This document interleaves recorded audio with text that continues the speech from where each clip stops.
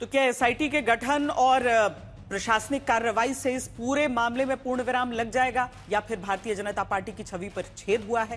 क्या विपक्ष जो इस मुद्दे को जोर शोर से उठा रहा है 2027 तक ये एक निर्णायक रण क्षेत्र बन गया है? हमारे साथ जो खास मेहमान जुड़ रहे हैं उन सबका हम स्वागत करते हैं। सुधांशु त्रिवेदी, सांसद भारतीय जनता पार्टी के, सुप्रिया श्रीनेत, कांग्रेस पार्टी की राष्ट्रीय प्रवक्ता, सुनील सिंह साजन, प्रवक्ता समाजवादी पार्टी, और मलूक नागर, महासचिव राष्ट्रीय लोकदल। आप सबका बहुत स्वागत है। सबसे पहले सुधांशु जी, आपसे सवाल मेरा कि क्या योगी आदित्यनाथ अगर विपक्ष पर इतिहास के पन्नों को पलटकर वार करते हैं तो क्या वर्तमान में जो कुछ हुआ है वो इससे धुल जाता है, उसके कोई मायने नहीं रह जाते?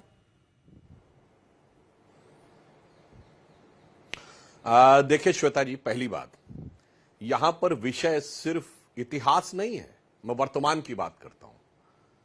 बताइए, 4 मई से पहले बंगाल के मुर्शिदाबाद में बाबरी मस्जिद बन रही थी कि नहीं? बोलिए हां या ना। कोई चूं बोला था? सब मौन समर्थन दे रहे थे बाबरी मस्जिद को, और उस बाबरी मस्जिद को अयोध्या से रिलेट करके बताया जा रहा था। बनाने वालों से पूछा जा रहा था कि भाई ये तथाकथित बाबरी मस्जिद तो अयोध्या में थी, तुम मुर्शिदाबाद में क्यों बना रहे हो? तो उनका क्या जवाब था? अयोध्या में हमारी मेजॉरिटी नहीं है, मुर्शिदाबाद में हमारी मेजॉरिटी है। ये तो हाल के इतिहास की बात है, 2 महीना पहले की बात। यानी तब तक जो लोग उनके पक्ष में खड़े थे वो आकर आज इस विषय के ऊपर चिंतित करें, तो मैं यह भी याद दिलाना चाहता हूं श्वेता जी, बहुत से लोगों को यह पक्ष नहीं पता होगा कि इस मुकदमे में एक मुद्दई श्री रामलला विराजमान थे स्वयं, और जिनके नेता कपिल सिब्बल जो कानून मंत्री थे, वकील का चोला ओढ़कर अदालत में खड़े हुए, तो किसके खिलाफ खड़े हुए? श्री रामलला विराजमान के खिलाफ। मंदिर छोड़िए, भगवान के खिलाफ खड़े हुए, बाबरी मस्जिद एक्शन कमेटी के पक्ष में, यानी विदेशी हमलावर बाबर की तरफ से। और ये मैं बोल रहा हूं, दिसंबर 1961 में सुन्नी सेंट्रल वक्फ बोर्ड ने जो एफिडेविट दिया उसमें लिखा है कि we are protesting because we consider that this mosque was build by foreign invader Babur. अब आप आइए, जफरयाब जिलानी समाजवादी पार्टी की सरकार में एडिशनल एडवोकेट जनरल यानी सरकारी वकील, और उसी समय श्री रामलला विराजमान के खिलाफ बाबरी मस्जिद एक्शन कमेटी के वकील। अब उसके अलावा छोड़िए, ये तो वो थे जो कहते थे अयोध्या यहां थी ही नहीं, ये वो थे जो कहते थे कि राम हुए ही नहीं, ये वो थे जो कहते थे कि राजा दशरथ के तो इतने कमरे थे, वो फला जगह हुए थे कि डिमा जगह, ये साबित करो। यानी जिन लोगों ने अयोध्या को अपमानित किया, जिन्होंने अयोध्या को कलंकित किया, जिन्होंने अयोध्या को लांछित किया, जिन्होंने अयोध्या को रक्त रंजित किया, वो कहें कि आज हम चिंतित हैं, तो श्वेता जी सबको समझ में आता है वो चिंतित नहीं, आनंदित हैं, क्योंकि उनका तो लक्ष्य इरेडिकेशन ऑफ सनातन धर्म है। यह हाल की हिस्ट्री की बात है, हिंदू धर्म का समूल नाश। 2022 में रामचरितमानस फाड़ रहे थे, अनाप शनाप बातें बोल रहे थे, सपा के कार्यालय के बाहर रामचरितमानस के बारे में आपत्तिजनक बातें लिखी जा रही थी। वो तो स्थिति ये हुई है कि गंगोत्री से गंगा सागर तक जो राष्ट्रवाद की धारा बही है और जनमानस के विचार में बदलाव आया है, उसकी वजह से इनकी स्थिति यह हुई है। मैं जो बात कह चुका हूं पुनः रिपीट कर देता हूं। हम लोग बच्चे थे और जब राम मंदिर का आंदोलन चला था तो एक नारा लगा था, बच्चा बच्चा राम का, जन्मभूमि के काम का। मगर आज जिन्होंने गोलियां चलाई, जिन्होंने सरयू को नहला दिया, जिन्होंने राम मंदिर को अपमानित किया, जो श्री राम लला विराजमान के खिलाफ खड़े हुए, वो आकर जब ये भक्ति दिखाते हैं तो मुझे लगता है आज की डेट में मुझे कहावत नजर आती है कि अब तो पक्का कच्चा सबे राम का, झूठा सच्चा सबे राम का। चाहे लगन से बोला, चाहे जलन से बोला, हर नेता हुआ भगत राम का। मगर इस देश को पंचतंत्र और धर्मशास्त्रों में भगत और बगुला भगत दोनों का अंतर भली भांति पता है। तो योगी जी ने कहा है, हम लोग भगत हैं भगवान के और ये लोग बगुला भगत हैं। और एक पॉइंट में और क्लियर कर दूं श्वेता जी, चढ़ावे की कोई चोरी नहीं हुई है, चढ़ावा चोरी शब्द गलत है। चढ़ावा गर्भगृह में चढ़ाया जाता है। चढ़ावा चोरी तब माना जाए जब आपने चढ़ाया और वहीं किसी ने हटा लिया। यह बात ना किसी पुजारी ने उठाया ना किसी ने उठाया।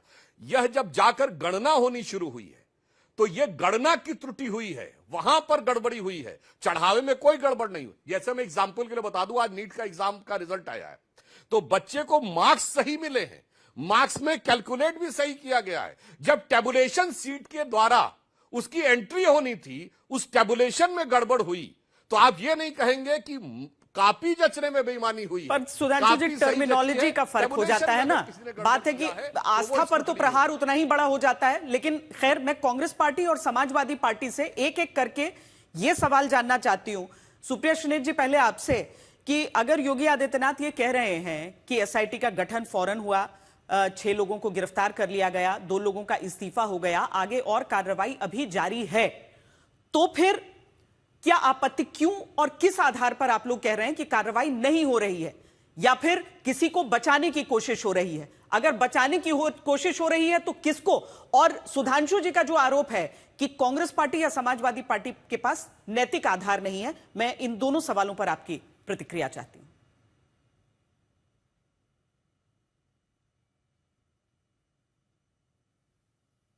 सुप्रिया जी, आपकी आवाज नहीं आ रही है। पहले सुनील साजन जी से पहले हम ले लेते हैं प्रतिक्रिया, या नहीं आ गई आवाज? जी बोलें। आपको, आपके फेलो पैनलिस्ट को और सारे दर्शकों को सर्वप्रथम तो मेरा नमस्कार। भक्तों के पैसे खा गए बीजेपी के चोर, रामलला को लूट लिया, ये है इनका दौर। देखिए, 4.5 पौने 5 मिनट बीजेपी के प्रवक्ता बोले। आपने उनसे बिल्कुल डायरेक्ट सवाल पूछा था, डायरेक्ट सवाल का जवाब देने के बजाय इधर उधर चले गए। मैं तो सवाल पूछती हूं, तू इधर उधर की बात मत कर, ये बता कि ये लूट कैसे हुई। उसका जवाब नहीं है। हम सब लोग राजनीति पे चर्चा ना करें। अयोध्या में क्या हुआ है? अयोध्या में श्री राम का मंदिर है। श्री राम के मंदिर में चंदा चोरी, चढ़ावा चोरी, लोगों ने जो अपने छोटे मोटे आभूषण भेंट किए, जिंदगी भर की कमाई भेंट की, वो चोरी हो गया। उसका कोई हिसाब किताब नहीं है। 40 दिन में 70 चोरियां पकड़ी गई। अब आप बताइए, पिछले 4-5 साल में कितनी चोरी हुई होगी? गजनवी से ज्यादा तो इन्होंने लूट डाला, पहली बात। दूसरी बात, जब योगी आदित्यनाथ जी ये बात कहते हैं तो मुझे बड़ा दुख होता है। दुख इसलिए होता है क्योंकि वो ना सिर्फ सूबे के मुख्यमंत्री हैं, वो मठाधीश है, और उस मठ के मठाधीश है जहां पर हमारी, एटलीस्ट मेरी बड़ी आस्था है। हम पंथ संप्रदाय के लोग हैं, गोरक्षनाथ पीठ के वो मठाधीश है। और जब वो सर्टिफिकेट बांटते हैं तो उनसे मैं पूछूंगी, आप तो हर महीने अयोध्या जाते थे, प्रधानमंत्री ने तो सारा श्रेय लिया। भाई, राम जन्मभूमि का निर्माण का ऑर्डर सुप्रीम कोर्ट से आया, लेकिन भूमि पूजन से लेकर शिलान्यास, शिलान्यास के बाद उद्घाटन, उद्घाटन के बाद प्राण प्रतिष्ठा, प्राण प्रतिष्ठा के बाद ध्वजारोहण किसने किया? नरेंद्र मोदी जी ने किया। अकेले बैठकर किया, हमारे धर्म के शिरोमणि शंकराचार्यों को बाहर निकालकर किया। लेकिन जब इतनी बड़ी लूट, इतनी बड़ी चोरी की बात आई तो प्रधानमंत्री के मुंह से एक शब्द नहीं निकलता है, और योगी आदित्यनाथ जी सर्टिफिकेट बांटने लगते हैं धर्म के। आप जाइए गांव देहातों और छोटे कस्बों में और सुनिए लोग क्या कह रहे हैं। लोगों को लगता है ये चोरी नहीं है, सिंपल सी। मैं मानती हूं ये चढ़ावा चोरी नहीं है, ये चंदा चोरी नहीं, ये असल में हिंदू धर्म पे करोड़ों श्रद्धालुओं की आस्था पर सबसे बड़ा प्रहार इतिहास में हुआ है, सबसे बड़ा हमला हुआ है। और उसको करने का काम उन लोगों ने बदकिस्मती से किया जिनके ऊपर संचालन की जिम्मेदारी थी। इस ट्रस्ट में कौन कौन था श्वेता जी? इस ट्रस्ट में तो गिन गिन कर, चुन चुन कर नरेंद्र मोदी जी ने लोग भरे थे। 2020 में उन्होंने इस ट्रस्ट का अनाउंसमेंट किया था, और उसमें सारे आरएसएस, सारे विश्व हिंदू परिषद, सारे बीजेपी से समर्थित लोग भरे गए थे, उनके शिरोमणि भरे गए थे। उस ट्रस्ट की देखा रेखी में, उस ट्रस्ट की देख रेख में चंदा चोरी होती है, चढ़ावा चोरी होती है, तो सवाल नहीं पूछे जाएंगे। मैं तो आज यहां पर कुछ खुलासे और करना चाहती हूं, और उन खुलासों में मैं पूछना चाहती हूं कि एसआईटी गठित हुई। एसआईटी के जो हेड थे वो विजय विश्वास जी थे, जिनके ऊपर खुद पर 2 धाराएं 420 और 465 के अगेंस्ट एफआईआर दर्ज है। आपने चंपत राय बंसल का इस्तीफा लिया, उनकी जगह बागरा जी लाए गए, जो नालको के सीएमडी पद से इसलिए हटे क्योंकि सीवीसी ने उनको क्लियरेंस नहीं दे पाई, उनके खिलाफ धोखाधड़ी और घोटाले के मामले दर्ज थे। आपको पूरे हिंदू समुदाय में, मैं तो भारतीयों की भी बात नहीं कर रही हूं 140 करोड़, मैं तो आपसे हिंदू समुदाय की बात कर रही हूं। आपको पूरे हिंदू समुदाय में एक सम्मानजनक, साफ सुथरा, बिल्कुल सही छवि वाला व्यक्ति नहीं मिला। और अंतिम बात मैं कहकर यहां पर अपनी बात खत्म करती हूं, बिकॉज मुझे लगता है लंबा ज्ञान देने के लिए मैं यहां पर नहीं आई हूं। पहला वो जगह, पहला वो मंदिर जहां पर आरएसएस की एंट्री हुई और वहां पर इतनी बड़ी चोरी हुई। बीजेपी और आरएसएस के लोग उस ट्रस्ट में शामिल थे। आज मैं पूछना चाहती हूं, वो ट्रस्ट आरटीआई से बाहर है, सरकार की जवाबदेही से बाहर है, उस ट्रस्ट को क्यों रखा गया है? उस ट्रस्ट को क्यों नहीं भंग किया जा रहा है? मैं पूछना चाहती हूं कि जब अर्जुन देव नाम का आदमी जो 17 साल तक अयोध्या में पोस्टेड रहा, जो रेडियो और सीसीटीवी प्रभारी था, उसको एसआईटी गठित करने के बाद तुरंत ट्रांसफर क्यों कर दिया गया? उसको बचाने की कोशिश क्यों करी गई? नरेंद्र सिंह जो गाजीपुर के हैं, आरएसएस के बड़े प्रचारक हैं, वो उनकी ड्यूटी फिल्टरिंग उन सब में होती है, उनसे पूछताछ क्यों नहीं की जा रही है? महिपाल जिसने पहली बार आकर बताया कि यहां पर चोरी हो रही है, जिसको बर्खास्त कर दिया गया, उसको एसआईटी बुलाकर पूछताछ क्यों नहीं कर रही है? मैं बहुत सारे सवाल यहां पर उठाना चाहती हूं। चंपत राय बंसल, अनिल मिश्रा का इस्तीफा हो गया, लेकिन बाकी बड़ी मछलियों से पूछताछ क्यों नहीं हो रही? और इस्तीफा भी इसीलिए हुआ ना क्योंकि उनको बचाना था। मैं पुनः यह बात कहूंगी कि यह असल में चढ़ावा चोरी सिर्फ नहीं है, यह हिंदुओं की आस्था पर एक बड़ा हमला और बड़ा प्रहार है। लेकिन सुप्रिया सुनीत जी, चंपत राय की जगह डॉक्टर कृष्ण मोहन अधिकार है, फलाने का नहीं है जी। चंपत राय की जगह डॉक्टर कृष्ण मोहन बात और कहना चाहती हूं। हाँ, उनको महासचिव बनाया गया, लेकिन उस ट्रस्ट में बागरा जी लाए गए, एसआईटी की जिम्मेदारी विजय विश्वास जी को दी गई। ये सब संदिग्ध भूमिका वाले लोग हैं। ठीक है। इन सब पर धोखाधड़ी, जालसाजी की एफआईआर है। आपको हिंदू धर्म में कोई मिल नहीं। और एक छोटी सी बात मैं यहाँ पे श्वेता जी और कहना चाहती हूँ, जिसको कहना जरूरी है।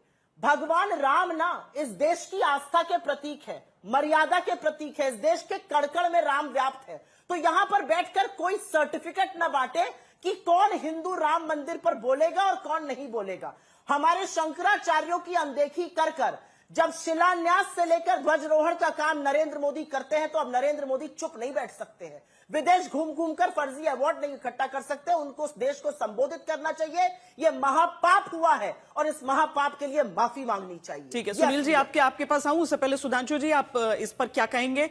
वो खासकर एसआईटी के सदस्यों के ऊपर जो बात सुप्रिया जी ने कही है। जी अब मैं बिल्कुल टेक्निकल बात कहता हूं। राम मंदिर एक ट्रस्ट है। ट्रस्ट का एक्ट यह कहता है कि ट्रस्ट के ऊपर सरकार कोई सीधी कार्रवाई नहीं कर सकती। यह ट्रस्ट और इनसिग्निफिकेंट हो जाता है क्योंकि सुप्रीम कोर्ट के दिशा निर्देश पे बना हुआ ट्रस्ट है। और मैं सुप्रिया जी को चुनौती देके कहता हूं, एक प्रावधान, लीगल प्रावधान बताएं जिसके द्वारा ट्रस्ट के किसी सदस्य को सरकार सीधे हटा सकती हो। और मैं याद दिलाना चाहता हूं इन लोगों को, यही 2 महीना पहले ये लोग वो एनजीओ और ट्रस्ट जो धर्मांतरण और नक्सल एक्टिविटीज कर रहे थे, केवल एफसीआरए का नोटिस दिया था सरकार ने, यानी विदेश से जो पैसा आ रहा है उसका डिटेल जो उन्हें नियमानुसार देना चाहिए। अरे ये लोग उछल उछल के उनके बचाव में आ गए। अरे ट्रस्ट है, सरकार कैसे पूछ सकती है? सरकार को तो अधिकार ही नहीं है, वो तो प्राइवेट ट्रस्ट है। सरकार को तो पूछना ही नहीं चाहिए कि पैसा आया कहां से और गया कहां से। और यहां पर जबकि सरकार ने एसआईटी गठित कर दी, तो रिपोर्ट आने से पहले कहते हैं अमुक को गिरफ्तार क्यों नहीं किया, ढिमा को गिरफ्तार क्यों नहीं किया गया। चंपत राय जी का और अनिल मिश्रा जी का जो इस्तीफा हुआ, ट्रस्ट का लॉ यह कहता है कि ट्रस्ट के किसी भी आजीवन सदस्य का इस्तीफा ट्रस्ट की बैठक में ही हो सकता है, ट्रस्ट के 2/3 बहुमत के द्वारा ही हो सकता है। इसके अलावा कोई प्रावधान हो तो बताएं। अब आइए अगला पॉइंट कि ट्रस्ट की बैठक 6 जुलाई को क्यों बुलाई गई? इसलिए कि जो एसआईटी की पहली डेट थी वो 15 जून से 30 जून थी, यानी 30 जून को कार्रवाई खत्म होती तो 2 या 3 जुलाई को उनकी रिपोर्ट आती, तो इसलिए 6 जुलाई की रिपोर्ट लाई गई थी कि ताकि तब तक और भी जानकारी आ जाए, तो जो भी तथ्यात्मक विषय हो उस पर कार्रवाई हो। जैसे जैसे तथ्य आए तो एफआईआर हुई, और जिन जिन लोगों के बारे में यह भी लगा कि लापरवाही भी थी तो उन पर कार्रवाई हुई। तो मैं इसलिए पुनः यह पूछना चाहता हूं कि अब लीगल प्रावधान बता के जाइए कि सरकार कैसे ट्रस्ट में कर सकती है। और चुनौती से पूछता हूं, ये मंदिर के ऊपर एसआईटी हुई है, एक कोई दूसरा धर्म बताइएगा जहां एसआईटी गठित हुई। और नैतिक आधार की बात मैं आपके कैमरामैन से कहूंगा, जरा फोकस करिए इसके ऊपर। ये देखिए, मैं कोई नहीं बोल रहा हूं, ये मीडिया को कोट कर रहा हूं।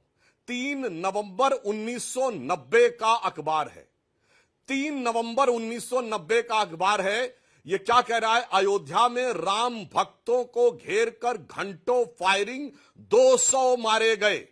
आज अखबार 3 नवंबर 1990, आगे क्या लिख रहा है? जलियांवाला बाग से ज्यादा बड़ा कांड, अयोध्या में राम भक्तों को घेर कर घंटों फायरिंग, 200 मरे। अरे शर्म आनी चाहिए जिन्होंने उन लोगों को मारकर और उन पे जश्न मनाया। ये तो श्वेता जी ऐसा ही लगता है जैसे जनरल डायर आके बाद में कहे कि नेशनल हेराल्ड केस में जो गड़बड़ हुआ है वो तो मुझे स्वतंत्रता संग्राम सेनानियों के प्रति इतनी पीड़ा है कि मैंने चुन चुन के गोली मरवाई थी, और मुलायम सिंह ने एलानिया कहा कि मैंने मरवाया, और भी मर जाते तो गम नहीं था।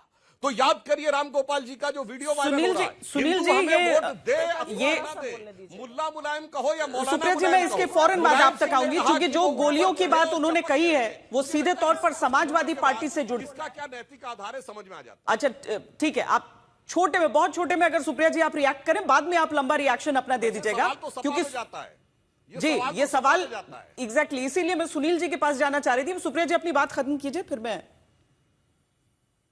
छोटा सा। जी जी नहीं, बिल्कुल आप सुनील जी के पास जाइएगा और उनसे लंबी बात करिएगा, लेकिन मैं सिर्फ एक सवाल पूछना चाहती हूँ। सुधांशु जी टेक्निकलिटीज में उलझाएंगे मुझे। ये कौन सी टेक्निकलिटी थी जिससे शिलान्यास भी उन्होंने किया, भूमि पूजन भी नरेंद्र मोदी ने किया, उद्घाटन भी नरेंद्र मोदी ने किया, प्राण प्रतिष्ठा भी नरेंद्र मोदी ने की, ध्वजारोहण भी नरेंद्र मोदी ने किया, और अब उनकी कोई जिम्मेदारी नहीं है। हे राम जी, अब जगत बना ही नहीं, अब मैं उस पर बोलूंगा ही नहीं, मैं आंखों पर पट्टी और मुंह में दही जमाकर बैठ जाऊंगा। ये जो लॉजिक है ना, ये उन तमाम करोड़ों श्रद्धालुओं को दीजिएगा, उस महिला को दीजिएगा जिसने अपना मंगलसूत्र मंदिर में दान किया और पता ही नहीं है वो आभूषण कहां गायब हो गया। ठीक है, उस गरीब औरत को दीजिएगा जिसने अपनी 1 बीघा जमीन बेचकर राम मंदिर में दान कर दी। ये टेक्निकलिटी उन करोड़ों श्रद्धालुओं को समझाइएगा जो जानते हैं कि मंदिर में चोरी हुई, और चोरी बीजेपी और आरएसएस के रहते हुए हुई, जो जीवन में कभी नहीं हुई थी। जो गजनबी ने नहीं किया वो आप लोगों ने लूट डाला। ठीक है सुनील जी पहले ये बताइए कि हम जब भी ये कहते हैं कि इतना पीछे पलट के मत देखो, तो कम से कम 90 उतना पीछे भी नहीं है कि लोगों के स्मरण में न रहे। आप लोग जो बातें कर रहे हैं और जो सनातन ही समाजवाद है का एक नया नारा गढ़ा गया है, उस सब में आपको लगता है कि जो जनता है वो भूल चुकी है, तब जब उसको लेकर किसी तरह की बात या स्पष्टीकरण समाजवादी पार्टी की तरफ से कभी दी नहीं गई है। आप क्या कहते हैं योगी आदित्यनाथ के उस आरोप पर, जब वो कहते हैं कि समाजवादी पार्टी को कोई अधिकार नहीं कि वो बोले? देखिए श्वेता जी, मैं बहुत अनुरोध के साथ आपके कार्यक्रम में इस बात को कह सकता हूं कि हम लोग सनातनी हैं, हिंदू हैं, भगवान राम को मानते हैं, कृष्ण को मानते हैं, शिव को मानते हैं, देवी को मानते हैं। ये कैसे पूजा पाठ करते हैं इसका सर्टिफिकेट हमको भारतीय जनता पार्टी, विश्व हिंदू परिषद और आरएसएस से नहीं चाहिए। ये लोग उनके ठेकेदार नहीं हैं। और मैं बड़ी जिम्मेदारी के साथ कह सकता हूं कि जब सर्वोच्च न्यायालय ने यह फैसला दिया कि भगवान राम का मंदिर बनेगा, तो सरकार ने सुनियोजित ढंग से उसी दिन नरेंद्र मोदी जी की सरकार ने, बीजेपी की सरकार ने यह तय कर लिया कि हमको भगवान राम के नाम पर लूट करनी है। उस ट्रस्ट में आरएसएस के लोग, विश्व हिंदू परिषद के लोग, भाजपा के लोग रख दिए जाते हैं। कोई शंकराचार्य नहीं, कोई महंत नहीं, कोई संत नहीं। जिन लोगों को भी रखा है उनको कोई अधिकार नहीं।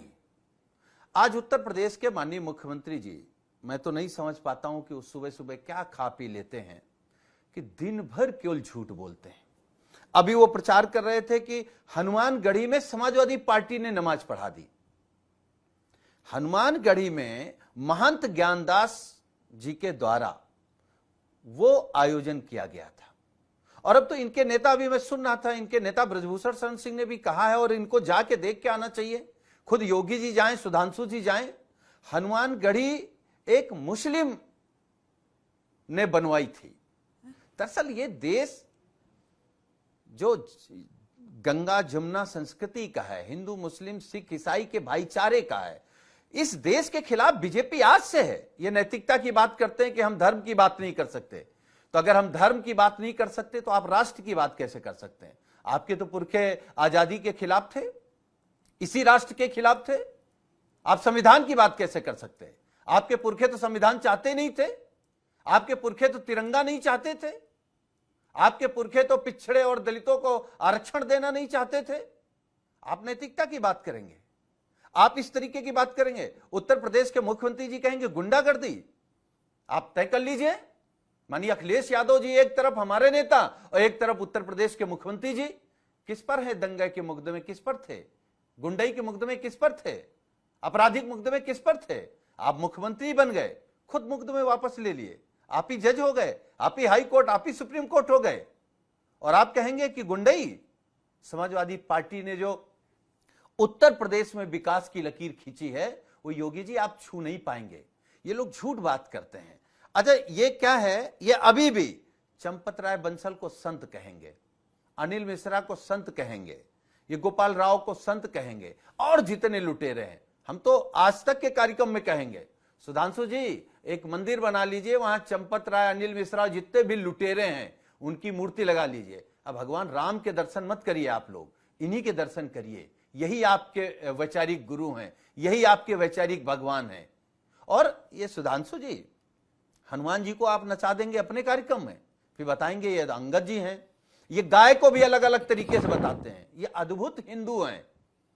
मछली खाने को कभी अच्छा बता देंगे, कभी गाय को कुछ बता देंगे, कभी हनुमान जी को नचाने के बाद उनको अंगद बता देंगे, भगवान राम का मंदिर लूट लेंगे और दूसरे से कहेंगे कि आप लूट पर बात करने की आपकी नैतिकता नहीं है।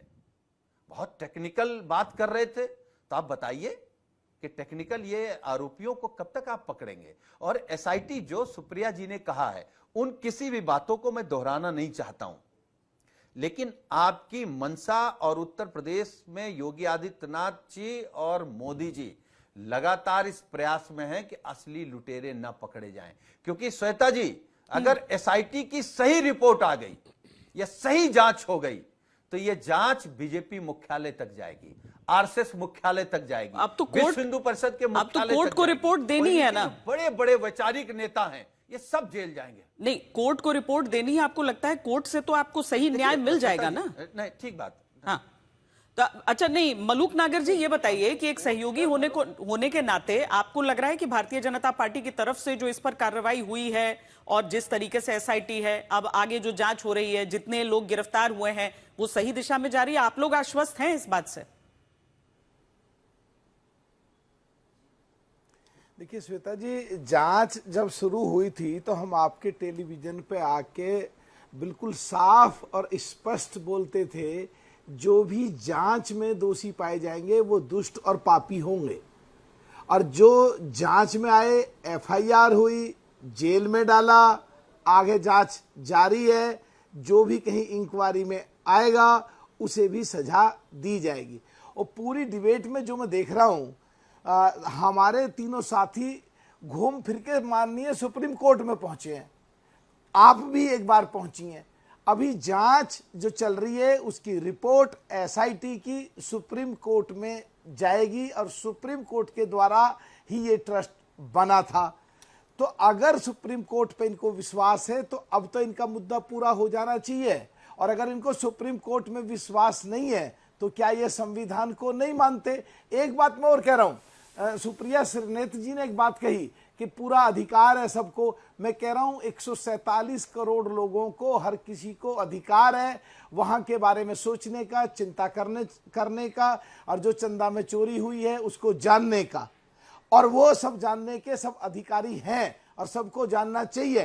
पर एक बात तो क्लियर हो गई कि अगर सुप्रीम कोर्ट में मैटर पहुंचा, सबको जानने की बात है, सब सनातन धर्म से जुड़े रहना चाहते हैं, तो जिस माननीय सुप्रीम कोर्ट के आदेश से ये मंदिर बना है, उसी माननीय सुप्रीम कोर्ट के आदेश में कांग्रेस के कई बार के सांसद और कई बार के मंत्री कपिल सिब्बल साहब ने जो वहां एफिडेविट कांग्रेस का गया और उसमें भगवान राम को काल्पनिक बताया गया था, तो क्या आज चर्चा में सार्वजनिक रूप से उनकी माफी मांगेंगे? और जो उनके साथी पार्टी हैं समाजवादी, क्या अपने गोली चलाने से लेकर के और अभी जो वहां राम को काल्पनिक माना उसको लेकर के, और आज अगर चोरी जो हुई है उनको अगर सजा दी जा रही है, जो पहले आप अलग एक दिशा में खड़े थे, जो चाहते ही नहीं थे मंदिर बने, काल्पनिक बता रहे थे, तो आज आपको जो हमदर्दी उठी है और माननीय सुप्रीम कोर्ट में वो रिपोर्ट जाएगी, तो अब सहमत हो या नहीं हो, या आज आप सही हो तो क्या पहले गलत थे उस समय की माफी मांगोगे? अगर उस समय आप सही थे तो आज आप जब कांग्रेस 3 साल खाली रहती है, 3 साल के बाद उनका अध्यक्ष बनता है, अध्यक्ष बनते ही वो सनातन धर्म के खिलाफ बोलते हैं। कुंभ का मेला सनातन धर्म से सबसे बड़ा पर्व होता है, डुबकी लगाए से क्या मिल जाएगा। सो कॉल्ड इंडिया गठबंधन की एक पार्टी जो साउथ से स्टालिन साहब सनातन धर्म के खिलाफ बोलते हैं, यूपी बिहार के लोगों से नाली साफ कराने सनातन धर्म के खिलाफ बोलते हैं, आपने उसको साथ लगा के रखा, तो क्या उसकी माफी मांगेंगे? अपने आप में ही इतने कंफ्यूज हैं ये लोग, इनको पता नहीं है कब खिलाफत करनी है, कब फेवर करना है, कब चुनावी हिंदू बनना है, जनेऊ ऊपर पहनना है, कपड़े के नीचे पहनना है, कब क्या मुद्दा उठाना है, कब क्या मुद्दा नहीं उठाना। जो जब जरूरत पड़ने में शूट करे उसी तरह कर दो। ये देश की जनता सब देखती है, सब जानती है, सब समझती है और सब चीजों को आंख करके भांप करके आने वाले समय में सही माकूल जवाब देगी। लोकतंत्र प्रजातंत्र में वोट के रूप का जो हथियार है उसे सही तरीके से पूरा अपना करके देगी, और दूध का दूध और पानी का पानी जैसे जांच में हो रहा है, पब्लिक भी आने वाले। सुधांशु जी, लेकिन मामला जब आपराधिक है तो इसमें नैतिक अधिकार किसके पास है, किसके पास नहीं है कि सवाल पूछ सके या आरोप लगा सके, ये कहां से बनता है? दूसरा, क्या मतलब ये मान लिया कि ट्रस्ट जो है वो स्वायत्त है, स्वतंत्र है, उसमें दखल अंदाजी नहीं की जा सकती है, लेकिन अगर ये मंदिर का निर्माण भारतीय जनता पार्टी के चुनावी वादों में शामिल रहा, उसके प्रण में आप कहेंगे आपकी नीति नियत में शामिल रहा, अगर मुख्यमंत्री पर्सनल तौर पर पूरा निरीक्षण करते हैं जब निर्माण वहां पर चल रहा है, बाकी अयोध्या सिटी कैसे आगे बढ़ रही है वो सब देख रहे हैं, प्रधानमंत्री नरेंद्र मोदी पूजा पाठ से लेकर उद्घाटन तक, शिलान्यास से लेकर उद्घाटन तक उसमें रहते हैं, शिखर पर जब ध्वजारोहण होता है उस समय भी जाते हैं, तब क्या यह अतिरिक्त जिम्मेदारी नहीं हो जाती है, अंतिम जिम्मेदारी नहीं हो जाती है कि पवित्रता चढ़ावे की, लोगों की आस्था की बनी रहे? यह सरकार की अतिरिक्त जिम्मेदारी, अंतिम जिम्मेदारी नहीं हो जाती है?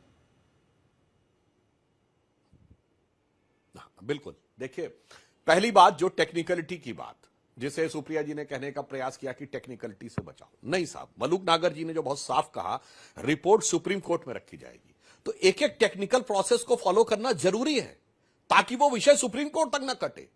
कल के दिन आप ऐसा नहीं कर सकते कि आपने एग्जीक्यूटिव ऑर्डर के थ्रू सरकार ने ट्रस्ट के अध्यक्ष को हटा दिया और पता चला कोर्ट में जाके वो धड़ाम से नीचे गिर गया कि सरकार को अधिकारी नहीं था।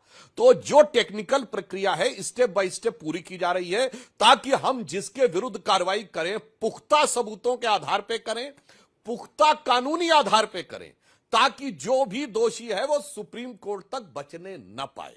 इसलिए वो टेक्निकलिटी की आवश्यकता थी। अब आइए, आपने कहा कि मोदी जी ने उसका शिलान्यास किया। हां बिल्कुल, मोदी जी ने किस कैपेसिटी में किया? एक व्यक्ति नरेंद्र मोदी के रूप में नहीं, 140 करोड़ भारतवासियों के प्रतिनिधि के रूप में। और मैं याद दिलाना चाहता हूं 1991 में फायरिंग के बाद जब हमारी सरकार बनी थी तो यूपी की पहली सरकार थी जब कल्याण सिंह जी पूरी कैबिनेट के साथ गए थे रामलला के दर्शन करने के लिए। तो क्यों गए थे? वो पूरे उत्तर प्रदेश की जनता ने जो जनादेश दिया था, वो भगवान राम के प्रति जो उन्होंने आदर व्यक्त किया था, उसके प्रतिनिधि के रूप में गए तब कल्याण सिंह जी, उसके प्रतिनिधि के रूप में शिलान्यास से लेकर ध्वजारोहण तक मोदी जी ने प्रतिनिधित्व किया, क्योंकि यह भारत के जागरण का प्रतीक था, यह कोई एक मंदिर और इमारत नहीं थी। और दूसरा मैं कहूंगा, मुझे दुख हुआ कि हम सुनील जी और सुप्रिया जी दोनों कहने लगे गजरवि ने लूटा था। अरे भाई, क्यों ये वामपंथी झूठ परोस रहे हो? गजनी, गौरी और औरंगजेब लूटने नहीं आए थे, मंदिरों को तोड़ने आए थे, मंदिरों को तोड़ने आए थे, मूर्तियों को खंडित करने आए थे, मस्जिद की सीढ़ियों में लगाने आए थे।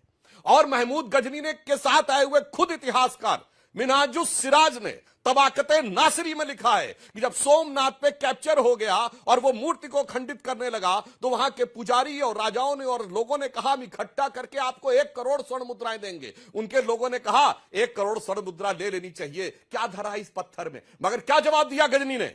गजनी ने कहा ना, मुझे पैसा नहीं चाहिए, क्योंकि मैं चाहता हूं कयामत के दिन मैं बुत शिकन के रूप में जाना जाऊं, यानी मूर्ति तोड़ने वाले के रूप में, ना कि बुत परस्तों के साथ सौदागरी करने वाले गलीच इंसान के रूप में। इसीलिए वर्ड बुत शिकन होता है, बुतों का लुटेरा नहीं होता है। इसलिए जो ये वामपंथी बकवास है कि लूटने की बात करते हैं, इसको आप मंदिरों के तोड़ने वाले विध्वंसक आक्रांताओं के ऊपर ढकने का प्रयास मत करिए। अब दलित साहब की बात कही थी सुनील साहब ने, तो मैं याद दिलाना चाहता हूं भाई साहब, जब राम मंदिर का शिलान्यास हुआ 9 नवंबर 1989, तब तक कोई जाति वाला एंगल राजनीति में नहीं होता था। जो 4 मूर्तियां रखी गई बाकायदा धार्मिक धर्म ग्रंथ की प्रक्रिया से, धर्म ग्रंथ होता है शिलान्यास का सम्रांगण सूत्रधार, उसके अनुसार 4 ईंटें रखी जाती है, नंदा भद्रा जया पूर्णा। उससे पहले 5वीं ईंट किससे रखवाई गई? कामेश्वर चौपाल जी से, जो दलित समाज के थे बिहार के। अभी उनकी मृत्यु हुई है 2 साल पहले। आज कृष्ण मोहन जी जो आए हैं चंपत राय जी की जगह, या दलित समाज से है। और मैं चैलेंज करके पूछता हूं, मेरे भाई बताओ कोई मस्जिद जिसमें गद्दी, घोसी, अंसारी, बहना, हलालखोर हो, बताओ वहां का चीफ। चैलेंज बताइए, कोई ईसाइयों में हो बताइए, जामा मस्जिद में है बताइएगा, कौन सी मस्जिद में है? हजरतबल में है। इसलिए दलित समाज हो अथवा समाज का कोई भी वर्ग हो, अब इन्होंने कहा गाय के बारे में, सुनील साहब, गाय के साथ हिंदू समाज का बहुत भावनात्मक संबंध है, और हिंदू समाज में भी अगर सर्वाधिक रागात्मक संबंध है तो वो यादव समाज का है। और जब अखिलेश यादव जी कहते थे कि इनको गाय में बदबू आती है, गौशाला इसलिए खोलते हैं, तो इस बात को लेकर बहुत कष्ट होता है। तो एक एक चीज जनता के सामने है, टेक्निकल हो या मॉरल हो या पॉलिटिकल हो, मुझे लगता है बचाव की कोई गुंजाइश नहीं है। और मैं लास्ट में एक पंक्ति और कह देना चाहता हूं श्वेता जी, एक नारा लगता था गोली चलने के बाद कि अब भी जिसका खून न खौला, खून नहीं वो पानी है, और जन्मभूमि के काम ना आए वो बेकार जवानी है। हम कहना चाहते जो हुआ है, कष्ट हमको भी हुआ है, राम भक्त कार सेवक के रूप में हमको भी हुआ है। हमने भी बालक के रूप में 84, 87, 91 सब जगह गए थे, 89 में शिला पूजन किया था। तो मैं कहना चाहता हूं, आज हर हिंदू का हृदय है टूटा, आज आंख में पानी है, पर हर दोषी को सजा मिलेगी जिसने की बेईमानी है। मगर जिनका खून नहीं खौला था, खून नहीं वो पानी है, और वही भक्त का स्वांग रचाते, ये भक्त नहीं शैतानी है। सुप्रिया जी, सुप्रीम कोर्ट के सामने है अब पूरा मामला, निगरानी रहेगी उनकी, अगर एसआईटी की रिपोर्ट वहां पर जाती है। अब आप लोगों को क्या भरोसा है कि इसमें न्याय होगा, इंसाफ होगा, या फिर 2027 को देखते हुए यह मुद्दा केवल राजनीतिक रूप में जीवित रखा जाएगा? 4 मिनट तक सुधांशु जी बोले, मैं उनके क्रमवार चीजों का जवाब दे देती हूं और बिल्कुल आपके सवाल का सीधा जवाब दूंगी। जी, दलितों की बात कौन कर रहा है? बीजेपी और आरएसएस। आरएसएस का एक भी प्रमुख अपने 100 वर्ष की हिस्ट्री में आप एक दलित या पिछड़े वर्ग का व्यक्ति नहीं बना पाए। 20 जगह सरकारें हैं, एक दलित मुख्यमंत्री नहीं। आप दलितों की बात करिएगा, शिलान्यास हुआ, इस देश के राष्ट्रपति तब दलित थे, उनको नहीं बुलाया गया। उद्घाटन हुआ, आदिवासी समाज की महिला, हमारे देश की उच्चतम फर्स्ट सिटीजन राष्ट्रपति हैं, उनको नहीं बुलाया गया। आप बात करेंगे दलितों, पिछड़ों और आदिवासियों की, शर्म कीजिए कुछ, उस एंगल पर मत जाइए, उस एंगल पर औंधे मुंह गिर पड़िएगा। जिस दिन आरएसएस सरसंचालक दलित बनेगा उस दिन बात करिएगा। ये पहली चीज। दूसरी चीज मैं बोलना चाहती हूं, मंदिरों की खंडित करने की बात आप करिएगा। 300 से 350 मंदिर काशी विश्वनाथ के तोड़ दिए गए, खंडित कर दिए गए, वहां पर कॉरिडोर बनाने के चक्कर में। अभी भी अहिल्याबाई का मंदिर तोड़ा गया, आज भी देखा गया कैसे मंदिर की गुंबद टूट के गिरी। और ये बात करेंगे मंदिर तोड़ने की, आपको कॉरिडोर बनाना, इसलिए आप प्राचीन सभ्यताओं और हमारे मंदिरों को तोड़ रहे हैं। वहां पर कितना विरोध था, आपको अंदाजा है इस बात का? लोगों ने क्या कहा? खैर छोड़िए उस बात को, तभी 7-7 राउंड मोदी जी हारे थे। अब बात करते हैं अस्तित्व की। अस्तित्व की बड़ी बात करते हैं। जिस मां सीता के बिना भगवान राम का नाम अधूरा है, उस मां सीता के अस्तित्व पर सवाल उठाने वाले आपका सांस्कृतिक मंत्रालय, आपकी सरकार। सीतामढ़ी, ये तो फेथ की बात है, सीता वहां की थी कि नहीं, ये आपने कहा, संसद में कहा। और अब बात करते हैं दूध का दूध और पानी का पानी होने में। बिल्कुल सुप्रीम कोर्ट देख रहा है, सुप्रीम कोर्ट के सामने बिल्कुल सच आना चाहिए। सच कैसे आएगा? जब एसआईटी सही लोगों से पूछताछ करेगी। मैं पूछना चाहती हूं, ये टिन्नू पिन्नू कोई कौशल मिश्रा ने मिलकर इतनी बड़ी चोरी कर ली, वो जो 7-8 प्यादे गिरफ्तार हुए हैं। आप गोपाल राव के नाम के एक आदमी को जानते हैं? वो आरएसएस के प्रचारक है, कर्नाटक से। उन्होंने ऐसी जमीन की खरीद फरोख्त करी कि संदीप पाटिल एक आरटीआई के एक्टिविस्ट है, उन्होंने पूरा निकाला कि कैसे गोपाल राव और उनके साथियों ने जमीन की खरीद कर एम्पायर बनाई।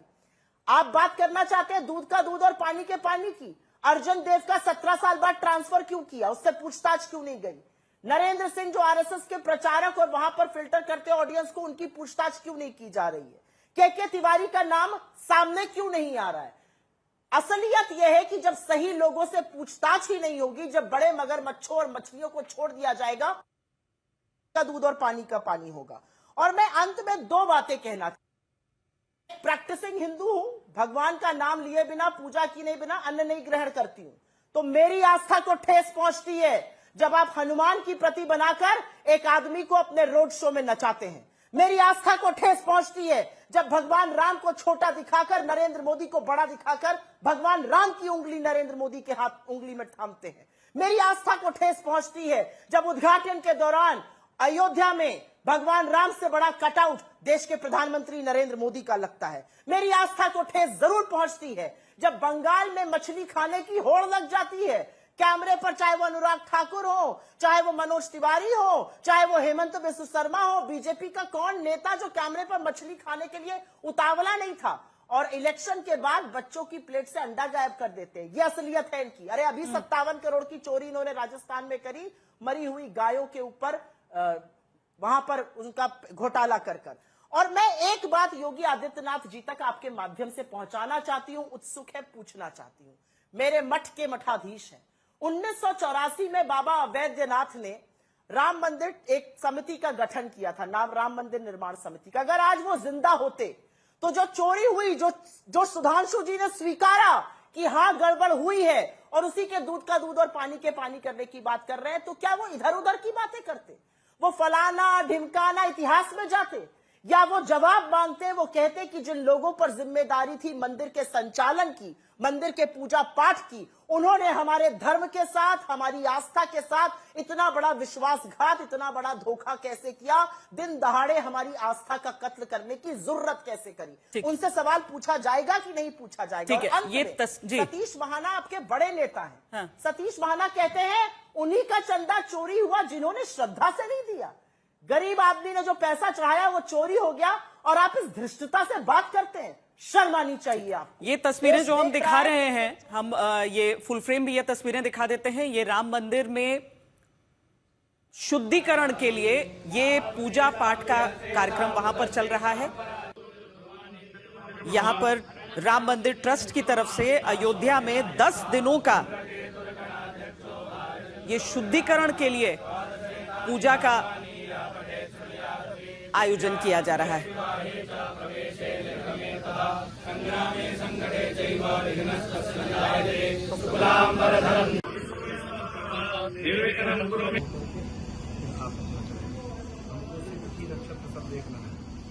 सुनील सिंह जी, आप अपनी बात पहले रखिए, क्योंकि जिस तरीके से अब तक ये पूरा मामला बढ़ा है, आप देखिए शुद्धिकरण के लिए यहां पर पूजा पाठ ट्रस्ट की तरफ से कराया जा रहा है, लेकिन इस सब के बीच जो शुद्धिकरण उस दूध का दूध और पानी के साथ होगा, इंसाफ के साथ, इंतजार तो सबको असल में उसी का है। देखिए श्वेता जी, शुद्धिकरण हो रहा है, इसका मतलब ट्रस्ट ने मान लिया है कि वहां कुछ ऐसे काम हैं जो अशुद्ध थे, और जो काम किए हैं वही शुद्धिकरण करा रहे हैं, या वो लोग वही हैं, उन पर कोई कार्रवाई हुई है? चंपत राय पर कार्रवाई कब होगी, अनिल मिश्रा पे कार्रवाई कब होगी? इस्तीफा कोई कार्रवाई नहीं है। एक और मैं, सुधांशु जी एक अच्छी बात कह रहे थे कि महमूद गजनी के बारे में, कि वो तोड़ने आया था। हम लोग भी आक्रांता ही तो मानते हैं, लेकिन आप उनसे बड़े आक्रांता निकले। उसने कितने मंदिर तोड़े थे, और उत्तर प्रदेश के माननीय मुख्यमंत्री जी और देश के प्रधानमंत्री जी ने मिलकर के बनारस में कितने मंदिर तोड़े? आपने मंदिर भी तोड़े हैं, आपने मंदिर भी लूटा है, तो खतरनाक ज्यादा कौन? वो आक्रांता, या जिनके खिलाफ हम लोग लड़ रहे हैं कि ये आक्रांता जेल जाएं, ये कौन खतरनाक है? आप गाय की बात कर रहे थे, आप लोग दुष्प्रचार करते हैं हमारे नेता को लेकर के, और आपने आधा दुष्प्रचार किया और आधा स्वीकार किया कि हम लोग जिस समाज से आते हैं, आज हमारे घर की पहली रोटी आज भी गाय को ही जाती है, दूसरी हम लोगों को मिलती है या बच्चों को मिलती है। तो हमारी आस्था है गाय पर। हम गाय को आप कहने के लिए माता बोलते हैं, हम तो मानते हैं मां, और उसी गाय को आपके बीजेपी की सरकार में कटवाया जाता है। बीफ पर प्रधानमंत्री जी सीना चौड़ा करके कहते हैं कि हम दुनिया के दूसरे नंबर के सबसे बड़े वो हो गए हैं। तो आप लोगों की नैतिकता कहां है? आंख में कुछ शर्म वाला पानी बचा है आप लोगों में, या बिल्कुल धर्म को धंधा बना दिया है? ये धर्म को धंधा मत बनाइए, धर्म को आस्था रहने दीजिए। आप देश को तो वैसे भी लूट रहे हैं, कुछ आपके अपने लोग मिलके लूट रहे हैं, और उत्तर प्रदेश में योगी जी भ्रष्टाचार की बात कर रहे हैं। श्वेता जी, कोई एक्सप्रेस, कोई सड़क इन लोगों ने ऐसी नहीं बनाई जो उद्घाटन से पहले या उद्घाटन के बाद न धंस जाए। ये लोग भ्रष्टाचार की बात करेंगे? ये भगवान राम का मंदिर भी लूटते हैं और शिक्षा का मंदिर भी बंद करते हैं। योगी जी की क्या उपलब्धि है? उत्तर प्रदेश में कितने हजार प्राइमरी स्कूल आपने बंद किए, बताएंगे आज तक पर? और कितने नए ठेके खोले हैं, ये भी बता दीजिए, तो लोग समझ जाएं कि आप किस तरीके के राष्ट्रवादी हैं, किस तरीके के हिंदू हैं, किस तरीके के सनातनी हैं, किस तरीके के लोग हैं आप। मतलब केवल आप लोग आते हैं, हमको तो ये लग गया है, अब ये जो व्हाट्सएप यूनिवर्सिटी आप चलाते हैं, मुझे लगता है उसमें उत्तर प्रदेश के माननीय मुख्यमंत्री जी को भी आप लोगों ने जोड़ लिया है, वो भी उसी से बोलते रहते हैं। केवल झूठ बोलना। अगर आपको सच में तुलना करनी है श्वेता जी उत्तर प्रदेश में विकास को लेकर के, तो हम तो खुले मन से कह रहे हैं, आप माननीय अखिलेश यादव जी से तुलना कर लीजिए। क्या जनेश्वर पार्क से बेहतर पार्क आप बना पाए? जो समाजवादी सरकार में एक्सप्रेसवे बना, उससे बेहतर एक्सप्रेसवे बना पाए? आप क्या 19 लाख लैपटॉप बांट पाए? आप कर क्या पाए हैं? क्या लखनऊ से बेहतर रिवर फ्रंट बना पाए? जेपीएनआईसी आपने सड़ा दिया, सबसे अच्छी बिल्डिंग। आप लोग, क्योंकि मुझे ऐसा लगता है कि बीजेपी के लोगों के मन में कुछ बनाने का है ही नहीं, इनसे बिगड़वा लो, ध्वस्त करा लो, विध्वंस करा लो, जहर उगला लो, भाई भाई से झगड़ा करा दो, और हिंदू मुसलमान से करा दो, अगड़े पिछड़े में करा दो, ये इनको बेहतर आता है। इससे देश का नुकसान हो रहा है। हमारी आपकी तो राजनीति चल सकती है, क्या करोगे ऐसी राजनीति का सुधांशु जी, जहां नफरत फैल जाए? ठीक है सुधांशु जी, एक दूसरे पर भरोसा न रह जाए जी, जहां केवल भ्रष्टाचार हो। किया क्या है आपने, और हर जगह भ्रष्टाचार के बीच राम मंदिर का भ्रष्टाचार, ये सारे जवाब के साथ हम कंक्लूड करेंगे जी। अब मैं संक्षेप में मैं क्विकली बताना चाहता हूं सुनील जी को। भाई साहब, आपको दिखाई नहीं पड़ता है, उत्तर प्रदेश की जो जीडीपी थी वो 3 गुनी हो गई, प्रति व्यक्ति आय 3 गुनी हो गई। जब आपकी सरकार थी केवल 2 प्रैक्टिकल एयरपोर्ट थे, लखनऊ और वाराणसी। आज 17 एयरपोर्ट हैं, और 3 तो इंटरनेशनल एयरपोर्ट हो गए। सबसे ज्यादा हाईवेज वाला राज्य उत्तर प्रदेश। उत्तर भारत की पहली सेमीकंडक्टर यूनिट उत्तर प्रदेश में। 3.25 करोड़ लोगों को एमएसएमई के थ्रू रोजगार के अवसर मिले। आज दुनिया में सबसे बड़ी मोबाइल हैंडसेट बनाने वाली कंपनी सैमसंग की दुनिया की सबसे बड़ी फैक्ट्री नोएडा में। भारत का सबसे विकसित एयरपोर्ट नोएडा में है। और फिर इतना ही नहीं, आपके जमाने में तो कट्टे बनते थे, अपहरण फिरौती उद्योग चलता था। अब अपहरण नहीं दिखाई पड़ता है, न कोई कट्टे बनते दिखाई पड़ते। अब intermediate range ballistic missile Lucknow के डिफेंस कॉरिडोर में बनकर एक्सपोर्ट हो रहा है। फिर भी आपको यह बात नहीं समझ में आती। तो याद दिलाना चाहता हूं, पूर्वी उत्तर प्रदेश में जिसको जापानी बुखार कहते थे, वो इंसेफ्लाइटिस वाला मच्छर भी खत्म हो गया और माफिया भी खत्म हो गए।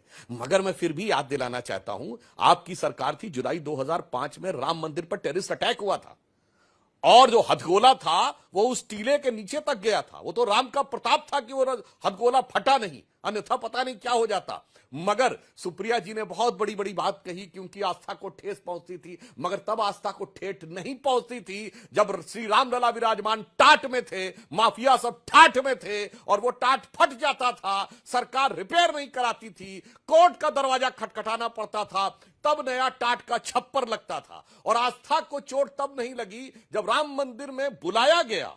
और बुलाने पे नहीं जाना एक बात होती श्वेता जी, आपके घर में बेटे बेटी की शादी हो, कोई इनविटेशन दे, शादी तक में कोई ना जाए अलग बात, पर अगर लिख के दे दे कि मैं नहीं आऊंगा, इसका मतलब सीधे आपका अपमान कर रहा है।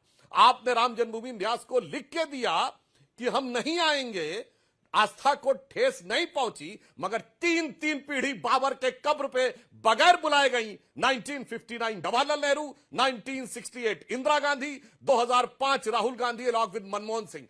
तब आस्था को ठेस नहीं पहुंची, इसीलिए मैंने कहा है भगत और बगुला भगत का अंतर पूरे देश को बहुत अच्छी तरह से सुनाई पड़ रहा है, समझ में आ रहा है। और जो योगी जी ने बोला था, कालनेमी शब्द प्रयोग किया था, मैं कहना चाहता हूं भगवान राम के भी शक्ति लगी थी, भगवान राम भी मूर्छित हुए थे युद्ध में, और आज भगवान राम की आस्था को आघात लगा है। मगर जब लक्ष्मण जी मूर्छित हुए थे और हनुमान जी जा रहे थे संजीवनी बूटी लेने, तो एक रावण का दूत कालनेमी भगवान का भक्त का स्वांग करके समय इतना ही है। भक्ति नहीं कर देखिए रहा था। ये पूरा मामला है जो सभी लोगों के सामने है।